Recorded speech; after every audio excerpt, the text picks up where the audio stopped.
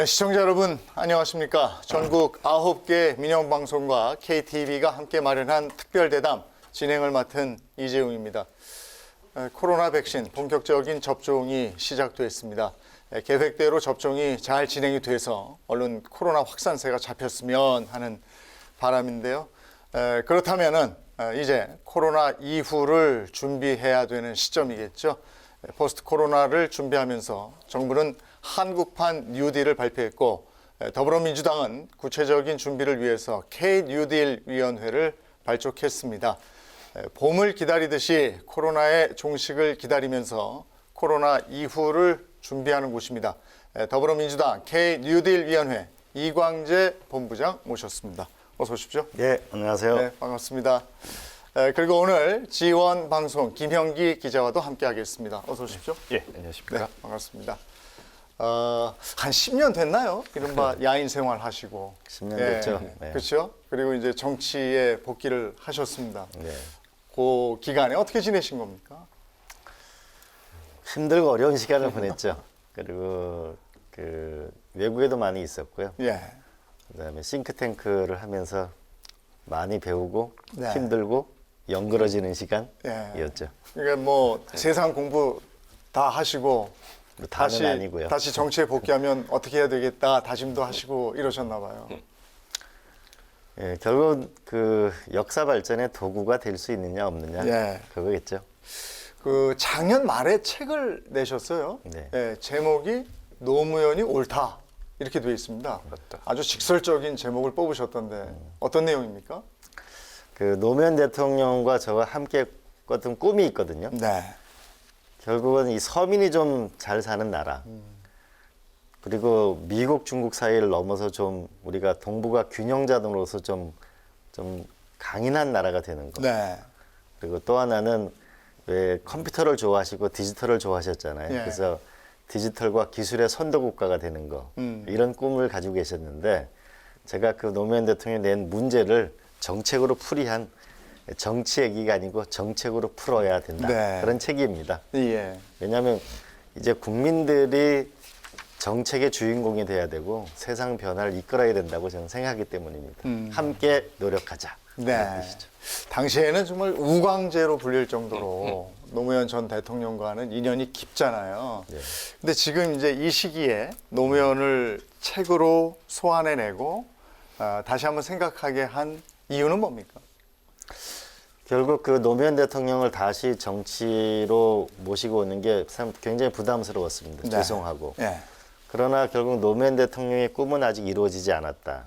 이 시대를 개혁하고자 하는 강력한 열망, 예. 그다음 위대한 나라를 만들고자 하는 새로운 도전, 그리고 어떻게 보면 또 정치 벤처를 꿈꾸는 그 새로움이 필요한 이 시대에 저는 그 에너지가 다시 우리를 부르고 있다고 생각하죠. 네.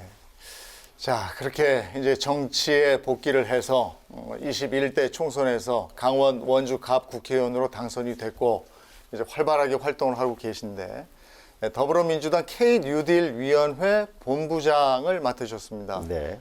작년에 상설위원회로 격상이 됐는데 이곳이 어떤 역할을 하는 곳인지 설명을 좀 해주시겠습니까? 결국 코로나 때문에 굉장히 어려운데 코로나 이전의 세계하고 코로나 이후 세계는 전혀 다른 세계가 온다고 말하고 있습니다. 네. 결국 새로운 세계에 대한 미래를 준비하는 데가 뉴딜 위원회고요. 그 새로운 미래라고 하면 결국은 세 가지로 좁혀집니다. 그 하나는 코로나 때문에 너무 힘들고 어렵잖아요. 코로나 이후도 디지털 그린 세계라는 것이 그 도전 과제는 굉장히 어려운 거죠. 네. 그러면 강력한 사회 안전망을 통해서 적어도 탄생에서 죽음까지 존엄하게 살 수 있는 그런 나라를 만드는 안전망을 만드는 게 네. 기본이고요. 그러나 미래로 가는 강력한 도약을 하자. 마치 위기 시에 케네디 대통령이 달나라 프로젝트를 하고 난 다음에 위대한 미국이 됐듯이 네. 우리가 디지털 선도 국가가 돼야만 이제 살아남을 수가 있다. 디지털 시대의 특징은 2등은 살아날 게 어렵다. 두 번째로는 기후변화 때문에 어려움을 겪고 우리가 미세먼지 때문에 힘들어하는 그 고통스러운 삶을 끝내고 우리가 그린 선도 국가가 되나가자. 결국 그렇게 되면 디지털 그린 영역에서 우리가 일론 머스크보다 좋은 회사가 애플보다 더 훌륭한 회사가 지멘스보다 훌륭한 회사가 나오면 미래를 열고 일자리가 생기고 결국 경제에 힘을 갖는 나라를 만들 수 있는 네. 토대를 만드는 거죠. 네, 의원님 뭐 아주 기본적인 뭐 질문이긴 한데요. 그 K 뉴딜도 아마 의원님이 먼저 제안한 것으로 알고 좀 있습니다. 그 뭐 K 뉴딜 이미 뭐 익숙한 단어긴 하지만 국민 눈높이에서 좀 쉽게 설명한다면 어떤 건가요? 그 결국은 국민들이 지금 바라는 거는 일자리가 필요하다.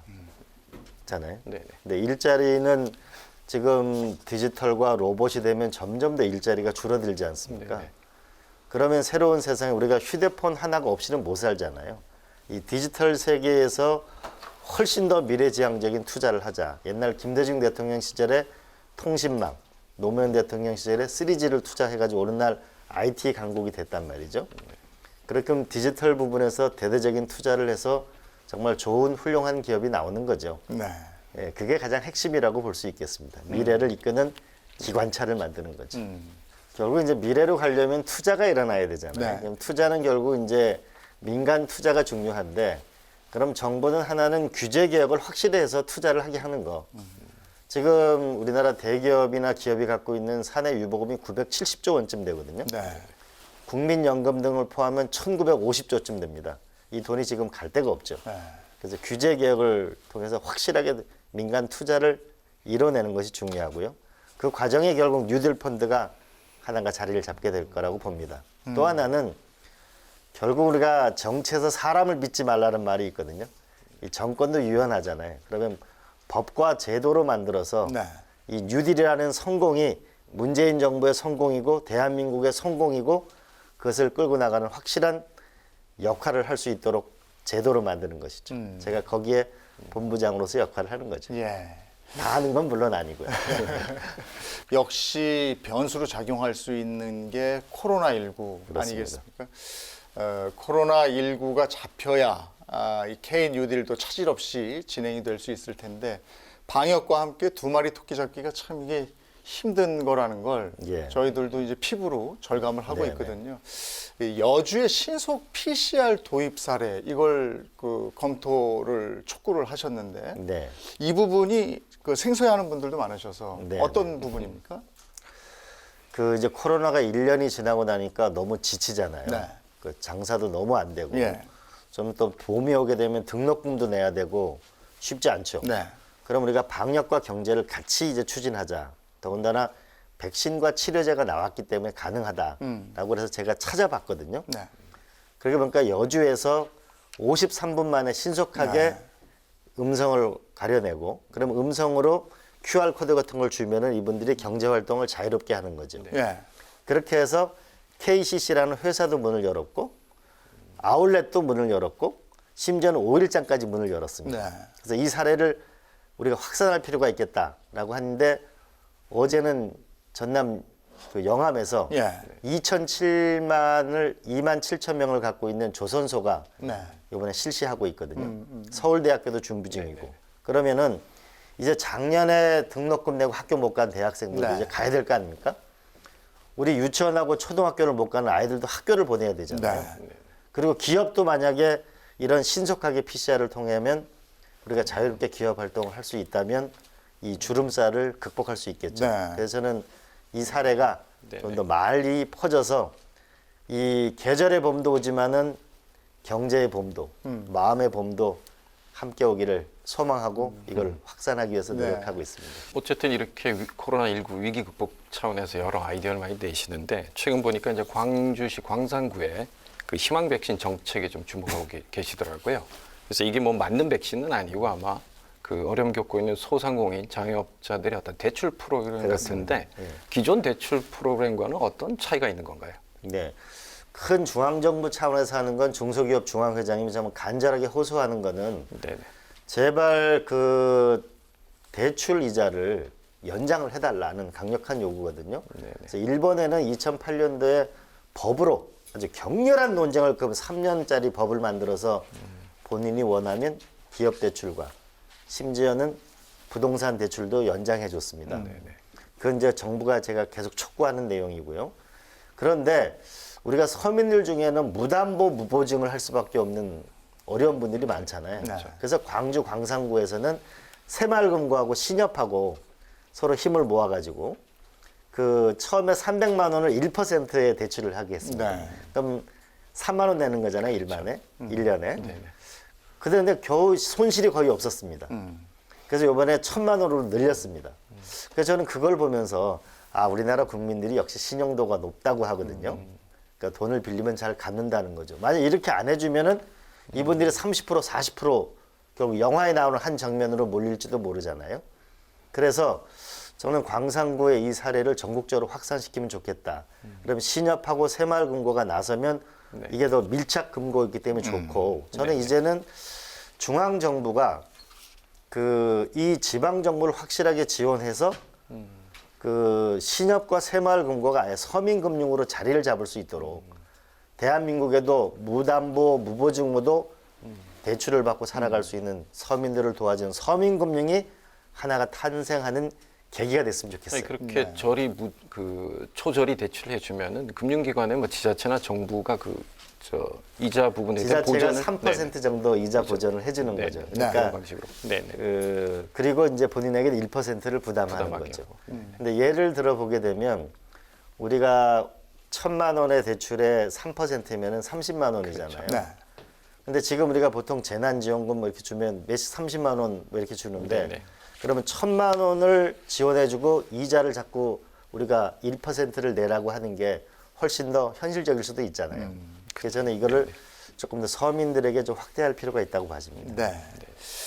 이 서민의 눈을 맞춘 지금 뭐 대출 말씀도 해주셨는데 지금 그 우리가 고민하는 것이 경제적인 불평등 뭐 이런 부분이란 말이죠. 뭐 정부로서도 안간힘을 쓰고 있습니다만은 코로나로 인한 타격, 특히 경제적인 불평등이 심화되면서 지역별, 계층별 양극화 이런 문제가 또 대두되고 있습니다. 이른바 K자 양극화 이렇게 얘기를 하는데 이런 것들이 극단적으로 흐르는 양극화를 막기 위해서 여러 가지 고민이 많으실 것 같아요. 그렇다면은 그런 고민이 어떤 해결책이 있을까 이런 부분도 말씀을 좀 듣고 싶어요. 결국에 세계적인 현상인데요. 결국 우리가 일자리를 만드는 투자를 결국 많이 일으킬 수밖에 없다고 네. 봐집니다. 그래서 그 일자리를 만든 투자를 이룬 결국은 기업이 결국은 성공해야 일자리가 나오는 거잖아요. 그렇죠. 그러면 그 기업이 성공하는 일자리가 나오게 되면 여태까지는 투자 세액 공제를 투자 액수를 중심으로 세액을 공제해 줬는데 네. 이제는 일자리를 만드는 거와 연동해서 일자리를 많이 만들면 세금을 법인세를 깎아주는 그렇게 해서 기업도 살고 우리 일자리도 늘어난 윈윈 방식을 통해서 우리가 중산층이 복원돼야 된다. 네. 그리고 또 하나는 현재 대기업은 작년에 20%의 수익이 났는데 대부분 대주주가 외국인이거든요. 이때 우리가 주식에 투자하게 되면 우리가 장기 투자를 하게 되면 세제 혜택을 줘서 또 주식에서도 이익을 얻을 수 있도록 그렇게 해서 기업과 또 주식에서의 윈윈이 되는 구조가 중요하다고 보고요. 네네. 결국에는 이렇게 되면 이제 세금을 가지고 결국 서민들을 우리가 도와줄 수 있는 길을 네. 만들 수밖에 없다. 결국 소를 키워야 소고기를 먹을 거 아니에요? 근데 우리는 지금 전부 소고기 먹는 얘기만 하지 소를 키울 생각을 안 하거든요. 근데 결국은 이 기업을 보다 강하게 키워내고 기업이 만들어내는 일자리를 늘리는 것을 서로 윈윈하는 구조로 세제 혜택으로 주식으로 이 공유하는 사회를 만드는 새로운 시스템을 만들어야 될 때가 왔다고 봅니다. 그 주식 장기 투자자에 대한 세제 혜택 부분은 아무래도 중산층을 염두에 둔 그렇죠. 정책이 아닐까 싶은데요. 예. 이것은 어떻게 되어 있습니까? 지금 입법 준비 중인 건가요? 지금 입법 준비 중이고요. 예. 대략 그 정부에서도 찬성 입장을 보이고 있습니다. 예. 그러니까 과거에는 과거에는 우리가 재형저축이라고 해서 네네. 우리가 그 막 20%짜리 이익을 줬는데 예. 지금은 그렇게 할 수는 없고 우리가 주식에 장기 투자를 하게 되면 기업은 투자 재원을 마련하는 거고 투자한 분들한테는 세제 혜택. 우리 요새 은행에 맡겨도 막 이자가 1% 그렇죠. 이렇잖아요. 그렇죠. 요새 회사들 배당하는 거 보면 3%, 6%도 배당을 하거든요. 예. 그래서 국민들에게 실질적인 소득을 전 주어야 된다고 봅니다.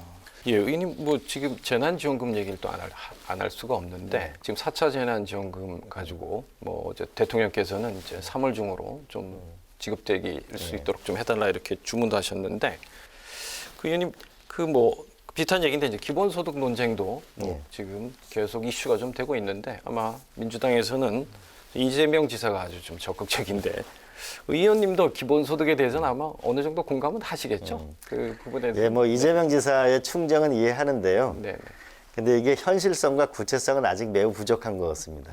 그러나 이 기본소득 논의는 이제 시작할 때가 됐다고 봅니다. 근데 많은 국민들은 이렇게 생각하죠. 아, 돈을 주면 좋은데 이거 계속 줄 수 있는 거야?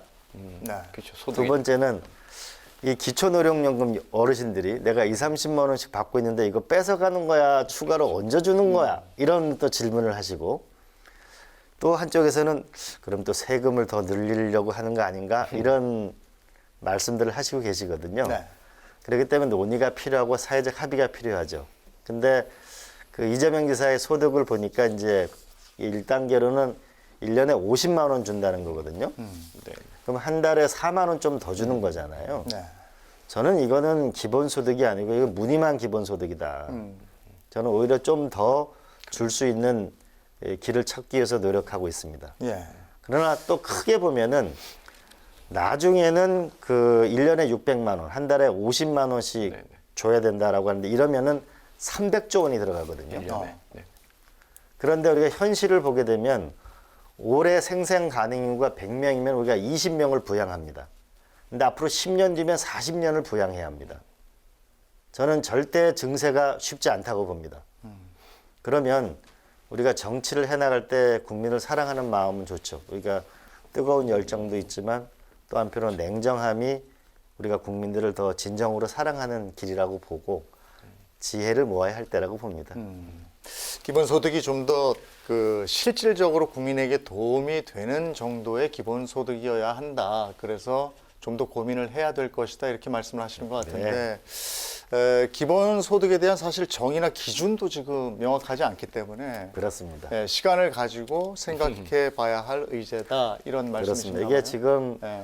선진국에서도 이 기본소득이 생긴 게 결국 두 가지거든요. 하나는 디지털이 진화되게 되면서 일자리가 떨어지게 되니까 뭔가 새로운 소득이 나와야 되는 거 아닌가라는 거 하나 하고 두 번째는 유럽의 복지국가 모델이 과거에는 대략 80세쯤 사망하는 걸로 해서 국민연금이 짜져 있었는데 수명 100세 시대가 나오니까 견디질 못하는 거예요. 네.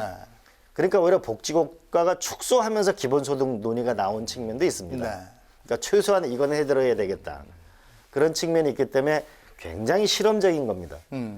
그러나 다만 지금 현재 국민이 어려운 건 사실이고 코로나 국면을 넘어가야 되는 것도 사실이고 이 디지털로 미래로 도전해야 되는 것도 사실이기 때문에 최소한의 우리가 소득을 주려는 노력은 해야 한다. 그러나 이것이 정치라는 거 선거 때문에 너무 표에 이용되거나 그런 데서는 곤란하다. 그러나 결국은 가야 될 방향이기 때문에 우리가 함께 진지한 논의는 필요하다. 네. 근데 국민들도 많이 어려운 분들이 많기 때문에 단기적으로라도 좀 어떤 해결책을 좀 제시해 줬으면 좋겠다 이런 생각들을 하는데 그렇죠. 근데 지금 말씀이 마일리지 포인트를 통합해서 이거를 현금화하는 시스템을 만들자 예. 이런 제안을 하셨더라고요. 네네. 이 부분도 구체적으로 한번 듣고 싶네요. 결국은 국민들의 숨어있는 소득을 찾아주고 네. 전자화폐를 만들어서 국민의 새로운 소득을 만들자고 하는 건데요. 네. 네. 우리가 1월 달에 국민들이 카드사 갖고 있는 포인트를 현금으로 나눠준다고 해서 서버가 다운됐잖아요. 네. 이때 나눠준 돈이 3조 5천억입니다. 이재명 지사가 경기도에서 10만 원씩 나눠주는데 쓴 돈이 1조 4천억입니다. 카드 포인트만 나눠준 게 더 많잖아요. 네. 근데 1년에 마일리지 포인트가 20조쯤 됩니다. 근데 혹시 잘 어딘지 알아요? 예, 그냥 뭐 모르시잖아요? 전 많은 국민들은 내 포인트가 어디 있는지도 모르고 예. 자기도 모르게 사라지는 것이 굉장히 많은 것이 있습니다. 네. 저는 이걸 빨리 찾아주면 너무너무 좋아하실 거다. 네. 지금 CJ 원카드만 하나로 발견할 수도 있거든요. 예. 그러면 이게 전자화폐로 내년에 한국은행이 발행할 때 마일리지를 만들게 되면 우리가 이걸 가지고 어디든지 가서 쓸 수 있게 되는 거죠. 그렇게 되면은 굳이 지역화폐를 만드는데 또 1,800이라는 돈을 안 줘도 재래시장에서 충분히 쓸 수 있는 길이 네. 또 열리는 거죠. 그런데 이걸 해놓으면 전자화폐로는 무슨 일이 생기냐면은 우리가 네이버나 다음에 많은 블로그에 글을 많이 검색하면 이제 그분이 돈을 받을 수 있는 세상이 열리는 거죠. 더 나아가서 내 건강 데이터를 의료회사가 쓰게 되면 내 데이터 값을 받을 수 있는 세상이 열리는 거죠. 그래서 국민들의 숨어있는 소득을 찾아주는 거. 이건 세금 안 쓰는 거잖아요. 세금 안 쓰고도 굉장한 돈을 국민한테 드릴 수 있잖아요. 예, 그리고 이건 전자화폐로 나와서 미래를 대비해서 미래 소득을 만들어줄 수 있다. 그러니까 우리가 미래를 잘 모르면 자꾸 현재 세금 쓰는 얘기만 자꾸 하거든요. 네. 그게 아니고 세금을 쓰지 않고도 국민들에게 혜택을 주고 미래로 가는 제도를 만들 수 있다. 그래서 그 포인트가 저는 빨리 올해는 예. 적어도 추석 때쯤엔 적어도 내년 설날 전에는 올해 카드사 포인트처럼 나눠줄 수 있으면 예. 좋겠어요. 포인트 많이 쌓이셨나 봐요. 일부러 요새 찾고 있죠. 자, 지금 뭐 이런 아이디어들 뭐 책상에서 나오지 않죠. 현장에서 이런 아이디어들이 나올 텐데 K 뉴딜 본부장으로서 연초에 지역 균형 뉴딜 현장을 많이 방문하신 걸로 알고 있습니다. 현장에서 느끼는 점도 많이 있으실 거예요. 그러면서 정책과 현장의 거리감, 뭐 괴리감, 뭐 이런 것들도 느끼지 않을까 싶은데요. 그 제일 나쁜 게 탁상 공론인 것 같아요. 네. 사실 현장에 가면은 많은 답이 있고 현장의 문제를 풀면서 결국은 살아있는 정책이 되는 것 같아요. 제가 이제 전라남도 정책 고문을 해서 전라남도를 많이 가봤거든요. 예. 가보니까 거기에 한전이 있는 걸 알게 됐고 네네. 해상풍력이 있다는 걸 알게 됐고 그래서 결국은 이번에 대규모 해상풍력이 48조 원짜리 대규모 프로젝트가 출범하게 되잖아요. 네. 그리고 또 하나는 그 제가 몇 년 전부터 앞으로 이 비트코인과 블록체인 시대가 온다. 우리가 이 부분에서 보다 진취적인 생각을 해야 된다고 이제 네. 계속 설득을 했고 부산이 블록체인 특구가 됐는데 네. 잘 작동되고 있지 않더라고요. 그래서 이번에 부산에 가서 그 은행과 중소기업 중기부가 펀드를 만들어 가지고 블록체인 특화된 펀드를 만들고 왔거든요. 그렇듯이 결국은 현장을 다니면 다닐수록 그 지역에 특화된 잠재력이 많은 것 같아요. 네. 강원도는 강원도대로, 충청도는 충청도대로 네네. 그런 특화된 잠재력을 결국은 만들어서 세계적인 도시를 만드는 것이 필요한 거 아닌가 싶습니다. 근데 비트코인 말씀을 하셔서 요즘 좀 걱정되는 부분도 있거든요. 네. 예. 그런 부분들은 정책으로 이런 그 가상화폐를 말씀하셨다가 거기서 낭패 보는 국민들이 생기면 또 안 되지 않겠습니까? 지금 이런 거 같습니다. 결국 우리가 블록체인 기술을 결국은 많이는 양성을 했어야 됐거든요. 예. 근데 이제 이게 비트코인이라는 쪽에 가상화폐 쪽으로 너무 이제 이게 투기 광풍으로 불 건가. 그러나 우리가 블록체인 기술을 양성하는 데는 굉장히 노력을 했었어야 됐는데 이게 안 됐다는 부분이 안타까운 점이고 이제 근자의 흐름은 미국에서 페이팔이나 카드사나 모두 다가 지금 블록체인 기반의 전자화폐를 지금 쓰고 있는 거죠. 2년 전까지만 해도 리브라에 대해서 미국 의회 굉장히 공격적이었는데 네.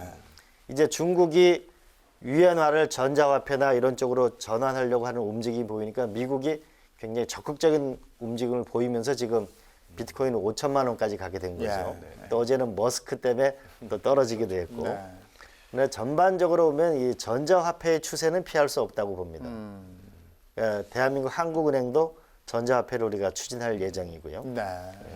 그래서 우리가 그 처음에 그 인터넷이 처음 났을 때 우리가 그 인터넷이 지금 뭐 하는 거냐라고 해가지고 그 통신사들이 인터넷 회사에 대해서 굉장히 당시 좀 조롱도 하고 그랬거든요. 네. 그러나 그 뒤에 이메일이 나오고 엠팩3, 엠팩4라는 동영상 압축 기술이 나오면서 우리가 음악을 듣고 예. 영화를 보면서 새로운 세상을 열었거든요. 지금도 우리가 블록체인의 기술에도 조금 더 오픈된 생각.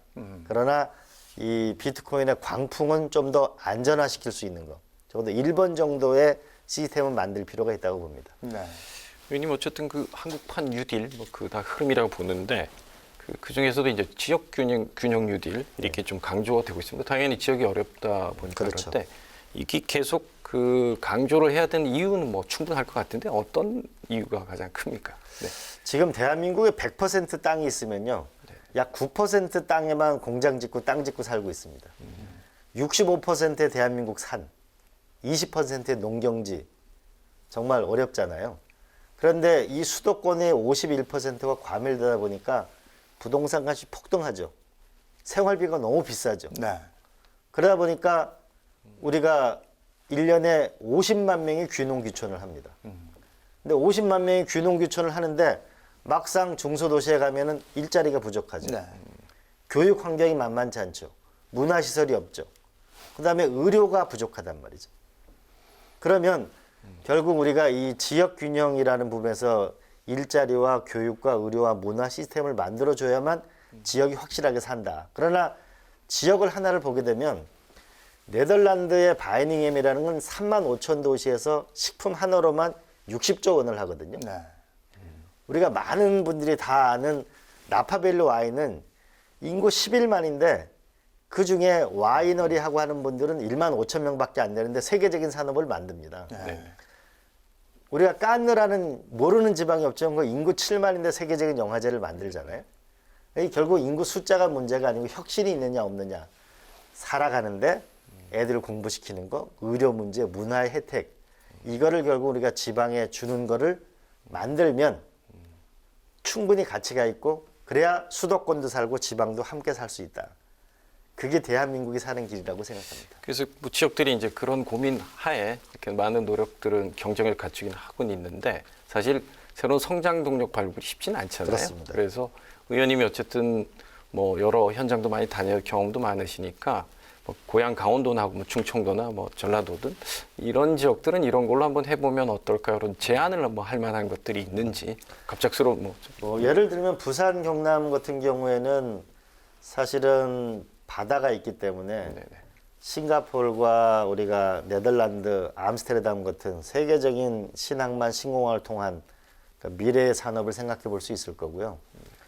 또 하나는 우리가 혁신도시를 참여정부 시절에 만들었는데 그게 사실은 절반의 성공이거든요. 그러니까 혁신도시를 활용하면 예를 들면 전라남도 나주 같은 경우는 한전이 있잖아요. 네네. 그럼 에너지 산업을 만들 수 있는 거죠.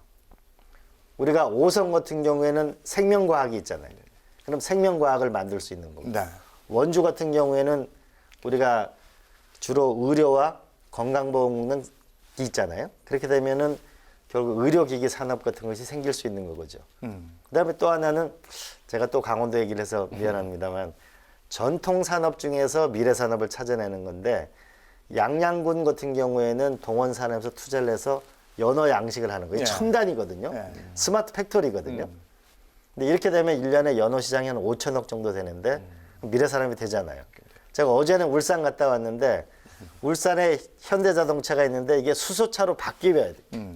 기존 산업을 또 미래 산업으로 바꾸면 울산에 또 미래가 열리는 거겠죠. 그러니까 정리해서 말씀드리면은 본인의 지리적 이점에서 강한 게 있든지 두 번째는 혁신도시를 연계하든지 또 하나는 전통 산업 중에서 미래를 결합하든지 이런 것이 전 충분히 가능하다고 보고 이제 우리는 도전해야 될 때라고 봅니다.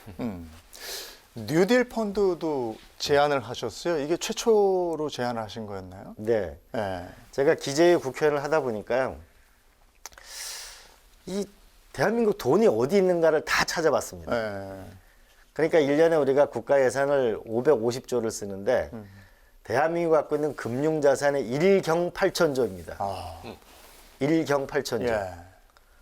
그리고 국가가 갖고 있는 국민연금 등이 갖고 있는 게 1950조. 예. 그리고 대기업이 갖고 있는 사내 유보금이 950조. 1%의 금리만 더 줘도 움직일 수 있는 게 막 100조 원 이상의 돈이 있습니다. 예. 그러면 결국 미래로 가려면 투자가 있어야 되잖아요. 네. 근데 이 엄동설안에 어디로 투자를 하러 나서겠습니까? 네. 그렇잖아요. 그러면은 세제 혜택을 주고 안전판을 마련해서 결국 투자로 미래로 가고 소득을 얻어야 되겠다. 그래서 뉴딜 펀드를 생각하게 된 것이고요. 네. 이제 3월부터 이제 본격적인 출시가 네. 예정돼 있습니다. 그러면 그 이제 본격적인 출시를 앞두고 우리 국민들이 눈여겨 봐야 할 건 뭡니까? 이제 그 3월 달에 이제 출시를 하게 되는데 그거는 세 가지 형태로 되어 있습니다. 하나는 정책 형편으로서 이거는 국가가 해야 될 사업인데 별로 수익은 적게 나는 거. 그러나 안전한 거. 그다음에 하이 리스크 하이 리턴. 이거는 수익을 많이 볼 수도 있고 손해 볼 수도 있고 중간형 세 개가 발표됩니다. 근데 저는 태백산에 강원도 태백산에 이 태백 가덕산에 우리가 풍력 단지를 만들었는데 네. 풍력 단지에 거기에 참여한 주민들은 대략 6%에서 8% 이익을 봅니다. 그럼 괜찮잖아요. 예. 예, 그래서 이게 조금 있으면 아마 대통령 주재 행사로 수많은 정부는 사실은 제도를 만들어주고 마중물을 대는 거고 네. 수많은 이제 그 우리가 금융회사와 기업이 서로 결합해서 아마 상품 보고 대회를 많이 할 거라고 봅니다.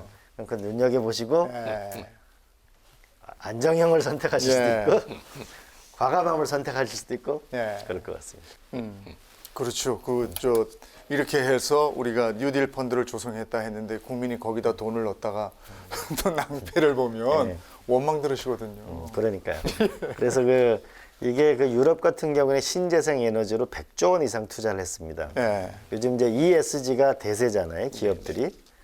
그리고 이제 세계적인 구글이나 세계적인 회사들 아리백이라고 이제 신재생 에너지로만 쓴 것을 납품을 받겠다고 하고 있죠. 그러니까 우리도 사실은 산업계도 발빠르게 움직여야 하는 것이죠. 그러면 저는 이때 좀 미래로 같이 가면서 투자도 얻었으면 하는 간절한 바람이 있습니다. 네. 한국판 뉴딜 펀드까지 얘기를 나눠봤습니다. 9개 지역 민방과 KTV가 공동으로 마련한 특별 대담, 더불어민주당 K-뉴딜 위원회 이광재 본부장과 함께하고 있습니다. 예, 의원님, 뭐 이번에 주거 문제 얘기 좀 나눠보겠습니다. 사실 뭐 아파트, 부동산, 주택 이 문제는 뭐 여당의 좀 아킬레스건이기도 한데 최근에 해법으로서는 또 뉴딜인데 주거 뉴딜이라는 표현을 좀 쓰셨는데요. 주거와 뉴딜 이 조합인데 조금 잘 와닿지는 않는데 어떤 내용인가요? 이번에 코로나를 겪으면서 보니까 코로나 이전의 집하고 이후의 집이 달라지겠다. 는 느낌을 갖죠. 예. 우리가 집에 머무는 시간이 50%가 늘었는데 집을 50% 늘릴 수가 없잖아요. 네. 그러면 결국 우리가 집에서 일을 하려고 하니까 아들이 와가지고 아빠 놀아줘, 놀아줘. 안 놀아주니까 물총으로 컴퓨터를 쏜다는 거죠. 예. 그럼 뭔가 일을 할 수 있는 시스템이 필요한 거죠. 그렇죠? 그다음에 이런 속초에 오신 분들이 아파트를 사서 왔는데 네. 뭔가 하나 리조트 사이에 뭔가 일을 할 수 있는 공간이 있었으면 좋겠다라고 말씀하십니다. 그다음에 또 하나는 이번에 많은 분들이 어려움을 겪었던 게 아이들의 돌봄이 예. 정말 절실하다. 맞벌이한테 너무 힘든 문제다. 그럼 뭔가 돌봄 문제를 해결하는 주거가 있어야 되는 거 아니에요? 네. 그다음에 세 번째로는 전부 비대면 수업을 했잖아요. 네. 그러니까 좋은 아파트에 사는 아이들은 비대면 수업이 쉽고 그렇지 못한 주거 환경에 있는 아이들은 공부하기 어렵잖아요. 그리고 우리가 집에서 과거에는 공부를 열심히 하라고 공부방을 만들어 놨는데 애들은 공부방이 없고 전부 다 인근에 있는 커피집에 나가 있거든요. 네. 과거에는 외우는 공부였기 때문에 조용한 방이 필요했지만 지금은 유튜브나 이런 걸 보기 때문에 다른 환경을 원하는 거죠. 그러니까 공부하는 환경도 달라져야 되고 요번에 코로나가 많이 발생한 것이 요양원에서 발생했잖아요. 예. 그래서 자식 입장에서 볼 때는 불효하는 거고 부모 입장에서는 서운하고 막상 요양원에 가게 되면 1인실 1심 경제적 부담이 크거든요. 그래서 노인 돌봄까지 같이 해야 되는 거 아니냐. 그러면은 이제는 집이 단순한 집이 아니고 일, 주거, 교육, 의료, 문화가 패키지로 되어지는 그런 것을 우리가 제공해 줘야 되겠다. 그게 진정한 복지고 저비용 사회를 만드는 거고 이런 것을 우리가 지방에 많이 만들어주면 지방은 훨씬 강력해지겠죠. 네. 그래서 그러면- 이거를 꼭 하고 싶습니다. 집의 어떤 환경이 내 집 안의 문제가 아니고 그 주거의 환경을 지금 말씀하셨죠. 그럼 집도 좀 넓어져야 되는 겁니까? 아니죠. 집은 오히려 작아지죠. 작아지고.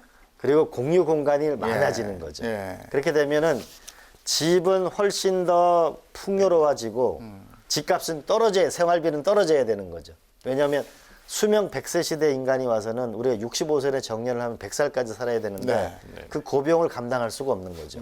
그럼 이것이 같이 세트로 돼 있으면은 훨씬 더 비용은 떨어지고 효율은 높아지겠죠. 네. 근데 이런 주거 뉴딜을 하는 게 사실상 진정한 신복지고 미래복지다. 네.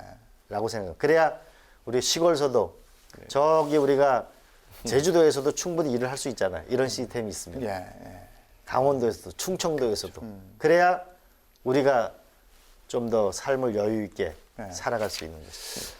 어쨌든 이 코로나가 사회적인 변화나 사람들의 생각을 많이 다른 쪽으로 돌리게끔 해놨는데 교육 분야도 또 예외일 수 없습니다. 교육 현장도 굉장히 어려움을 많이 겪었는데요. 학교를 간다는 게 이렇게 소중한 것이었나 이런 생각도 했고 비대면 수업이 계속되면서 우려했던 게 현실로 나타났죠. 학력 저하라든지 또 학습 격차 이런 부분들입니다. 그래서 그런 변화가 필요할 텐데 의원님은 그걸 교육혁명이다 이렇게 얘기를 예. 하셨어요. 예. 교육혁명이라고 하신 그 단어는 어떤 뜻이었는지. 제가 오늘 강원도 평창 출신인데 제가 오늘 여기까지 오게 된 거는 부모님의 교육 때문이죠.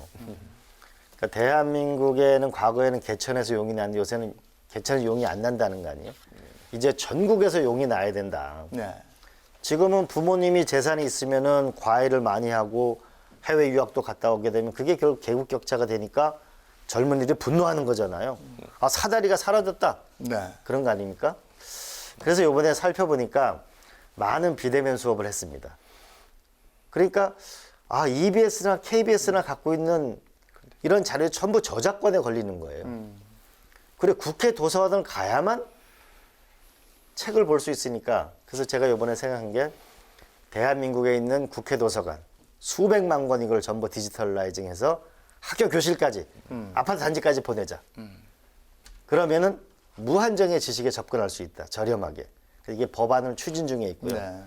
그다음에 두 번째로는 취업을 하려고 하는데 돈이 많이 들잖아요. 예. 그래서 이거는 EBS에서 앞으로 취업 준비생. 여태까지는 EBS가 고등학생들 대학교 대학교 이제 가는데 그 입학하는데 주로 서비스를 했다면 이제는 취업 서비스도 이번에 같이 하게 되는 거죠. 더 나아가서 이제 온라인으로 전 세계 국내 석학들의 교육 콘텐츠를 가지고 무한정 저렴하게 공부할 수 있는 시스템을 만들자. 그게 이제 교육판 넷플릭스고 예산을 받았습니다. 네. 그래서 저는 결국은 경제력은 기술력에서 나오고 기술력은 교육에서 나오고 그 교육은 좋은 컨텐츠를 가지고 질문하는 이제 외우는 대한민국을 끝내고 질문하는 대한민국을 만들었을 때 위대한 나라가 된다. 교육혁명을 하자. 이거죠. 예. 그것은 그 의원님의 그동안 교육의 경험에 비춰서 그 어떻게 잘 되겠습니까? 예, 지금 대체로 이제 예산도 확보됐고 법도 저는 착실히 될 거라고 봅니다. 그리고 이거를 만들어야 위대한 나라가 될 수가 있습니다. 저는 이 가난하고 힘없고 빽 없는 분들도 인간이라는 게 내 자식이 나보다 더 나은 삶을 살 수 있다면 우리가 모든 것을 우리가 헌신할 수 있는 게 부모잖아요. 네. 저는 그 계층의 가장 강력한 사다리가 전 교육이라고 봅니다. 이제는 디지털 혁명이 왔기 때문에 세계 최고의 교육을 우리가 줄 수 있다고 봅니다. 최근에 부산 방문하셨죠? 네. 그래서 동남권 신경제 엔진 전략 발표했고 부산의 세계인이 좋아할 수 있는 야구장을 짓자 이렇게 제안을 하셨는데 야구 좋아하세요? 좋아하죠. 예. 어느 정도 규모면 되겠습니까? 외국처럼 왜 이렇게 거기서 가족들이 바베큐도 구워 먹으면서 야구 그렇죠. 보고 이런 게 있던데요. 우리가 이제 샌프란시스코도 야구장이 있고 오클랜드도 바다가 보이는 데 있거든요. 예. 제가 이제 평창 동계올림픽을 유치하면서 제가 수십 개 나라를 가봤습니다. 예. 가보니까 우리는 체육관이 그 안에 그냥 체육 시설만 네. 있는데 대부분 그게 오피스고 상가고 심지어는 그 안에 레스토랑도 많습니다. 그러면 우리가 샌프란시스코가 보이는 바닷가에 야구장을 만들고 네. 우리가 신세계가 지금 인천에 꿈꾸는 것처럼 바깥을 호텔이나 주거단지를 에워싸고 몰을 만들고 그러면 그 부산의 그 지구 자체는 서면이나 우리가 그 금융단지로 갈 수 있는 바로 길목이거든요. 네. 그런 데를 만들면 랜드마크가 하나 생기는 거죠. 그리고 부산이 국제영화제로 세계적인 영화제를 만들었는데 영화 산업이 없거든요. 예. 그런 거와 결합돼 있으면 저는 부산이 미래의 관광 도시로 확실하게 성장하는 계기가 될 것이고, 그리고 더군다나 여기다 신항만 신공항까지 붙이게 되면 전 세계적인 도시가 될 거다. 그래서 저희가 노무현 대통령 시절에 인천, 네. 부산, 광양 이 세 군데의 바다를 통해서 세계적인 도시를 만드는 게 하나의 이 개방 국가로 가는 전략이었는데, 그 노무현 대통령 꿈이 이명박 대통령 시절에 다 없어져 버렸거든요. 이번에 확실하게 문재인 대통령 시절에 이걸 해결하는 게 저희 꿈이고 네. 인간적 도리라고 생각하죠. 그 의원님은 강원도 기반의 의원님이신데 지금 보니까 부산 시당 미래본부장도 맡으셨어요. 네. 그 부산에 머무는 시간도 또 많으시고 부산에 참 공을 많이 들인다 이런 느낌을 받는데 지금 말씀하신 것과 이런 것들이 연관이 돼 있는 겁니다. 그렇죠. 노무현 대통령과 제가 23살에 네. 만났었는데요. 결국 인간은 무엇으로 사는가라고 보면 결국은 인연으로 사는 거다. 시절 인연은 시대 정신이고 사람의 인연은 인연인 거죠. 근데 노무현 대통령의 꿈은 아직 이루어지지 않았다. 저는 그 꿈을 문재인 대통령 시절에 이루는 초석을 제가 만들고 싶습니다. 그리고 이런 말도 만들었어요. 부산하고 강원도가 만나면 부강하게 살 수 있다. 부강하게 살 수 있다. 네. 예. 그 뭐 연장선상에서 그 의원님 요새 뭐 대권 행보에 대해서 아마 질문 좀 많이 받으실 것 같은데요. 저도 뭐 여러 차례 여쭤봤는데 그간 좀 신중한 태도를 좀 보이셨는데 최근에는 보면은 좀 뉘앙스가 조금 구체적으로 답한다는 느낌이 뭐 제 느낌일 수도 있지만 느낌이 드는데 단도직입적으로 좀 여쭤보겠습니다. 진짜 대권 도전하실 건가요? 그 고심을 많이 하는데요. 결국은 시대 정신이 무엇인가를 깊이 생각합니다. 결국은 이 코로나와 디지털은 우리를 인간을 굉장히 힘들게 합니다. 그래서 태어나서 죽음까지 인간이 존엄하게 살 수 있는 거를 지켜주는 나라. 그리고 일론 머스크보다 더 위대한 기업이 나오고 우리 제2, 제3의 손흥민이나 BTS나 봉준호 감독이 나오는 이 문명과 문화의 앞선 나라를 만드는 거. 그리고 미국과 중국 사이에 여기서 낀 새우가 아니고 이것을 넘어서 세계인이 존경하고 존중하고 여권이 자랑스러운 강인한 나라를 만드는 거.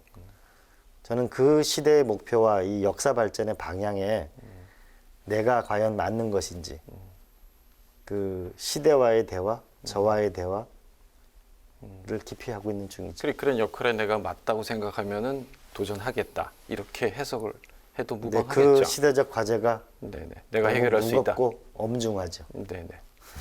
그럼 조금 뭐 부가 설명해서 그 대권 도전에 예를 들면 이제 뭐 변수 의원님이 아까 했던 시대 과제도 있지만은 그 정치라는 것도 또 환경을 고려 안 할 수가 없는데 이런 부분들 고민되는 변수나 대목들이 좀 있습니까? 뭐 경쟁자라든가 아니면은 뭐 좀 정치 상황이라든가 뭐 그런 종합적으로. 지금 뭐 대통령이나 그 여당의 지지율 뭐 이런 변수들 말이죠.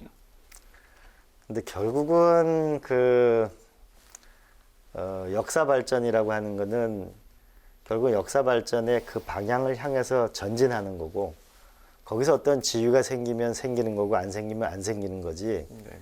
어떤 지위를 갖고 시대적 과제를 논하는 거는 저는 그거는 정치꾼이라고 생각하죠. 제가 꿈꾸는 건 정치가가 되는 겁니다. 네. 역사의 발전에 헌신하는 거죠. 거기에 자리가 있으면 있는 거고 없으면 할 수 없는 거고. 그러나 역사 발전을 향해 나가는 거. 그러니까 노무현 대통령이 하신 말씀이죠. 강물은 바다를 포기하지 않는다는 거. 역사 발전을 향해서 앞으로 나가는 절실함이 저는 대한민국이 지금 필요한 시점이라고 봅니다. 그럼 이 부분에서 그 의원님 정치 경력을 한번 볼까요?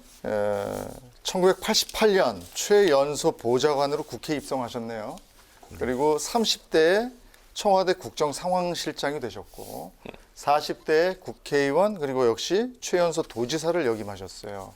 그 이후에 또 굴곡도 있고 짧다면 뭐 짧고 길다면 길고 이런 여정을 쭉 달려오셨는데 그동안에 내 개인으로서의 또 정치가로서의 그런 여정을 어떻게 평가하십니까? 강원도 시골에서 태어나서 꿈 하나만을 가지고 도전하면서 불꽃처럼 살았다. 두 번째는 제가 어려운 고비마다 강원도민들이 저를 각별한 애정으로 저를 살려주셨다. 주셨죠. 세 번째로는 결국 3번 쓰러지고 3번 일어선 등소평은 결국 개혁개방을 통해서 13억 중국 인구를 결국 G2의 반열에 올렸습니다. 등소평의 전기를 많이 보았죠. 저는 이 나라가 좀 위대한 나라로 가는 그 과정에 제가 받은 은혜를 갚을 수 있도록 저는 헌신적인 노력을 다하려고 합니다. 아까 의원님께서 시대정신에 대한 얘기를 언급을 해주셨습니다만은 오늘 마무리하면서 그 시대정신이라는 말에 대해서 좀 한번 더 정리를 해주셨으면 좋을 것 같습니다. 이 코로나 때문에 너무 시대도 빨리 변해서 너무 어렵고 힘든 이웃이 많습니다. 그래서 저는 따뜻한 사회가 왔으면 좋겠습니다. 그리고 미국, 중국과의 이 기술 경쟁과 디지털의 세계적인 경쟁은 우리한테 무한 도전을 요구하고 있습니다. 강인한 국가로 우리는 앞으로 나아가야 합니다. 그 방법은 저는 스마트 국가라고 생각합니다. 스마트 코리아라고 생각합니다. 방법은 정확한 것으로. 오늘 의원님이 지금 말한 이 시대정신이 오늘 대담의 결론이지 않을까 싶습니다. 김영기 기자도 이광재 의원 나오셨으니까 뭐 메시지나 당부 말씀 있으면 해주시겠어요? 뭐 메시지까지는 아니고 네. 오는 9월에 아마 민주당 대선 후보 경선이 있는데요. 지금 현재 그 빅2로 언급되는 두 분 외에 우리 제3후보로 언급되는 이광재 의원님 비롯해서 여러분들이 조금 더 참여해서 경선 흥행도 그렇고 경선이 조금 더 뭐 흥미로운 이런 그 경선이 좀 진행됐으면 그런 바람이 좀 있습니다. 네. 우리 김대중 대통령께서 정치는 살아있는 동물이라고 하셨죠. 예. 참 알쏭달쏭하게 말씀을 해주셨어요. 늘 그러셨습니다. 예. 더불어민주당 K-뉴딜 위원회 이광재 본부장 모시고 여러 가지 얘기를 나눠봤습니다. 모쪼록 한국판 뉴딜이 성공을 거두고 그 열매를 대한민국이 골고루 누릴 수 있었으면 하는 바람입니다. 오늘 함께 자리해 주셔서 고맙습니다. 네, 감사합니다. 네. 그리고 김영기 기자도 함께 해주셔서 고맙습니다. 네, 감사합니다. 9개 지역 민방과 KTV가 함께 마련한 특별 대담 이광재 더불어민주당 K-뉴딜 본부장에게 듣는다 함께 하셨습니다. 저는 다음 시간에 다시 인사드리겠습니다. 시청해 주신 여러분 고맙습니다.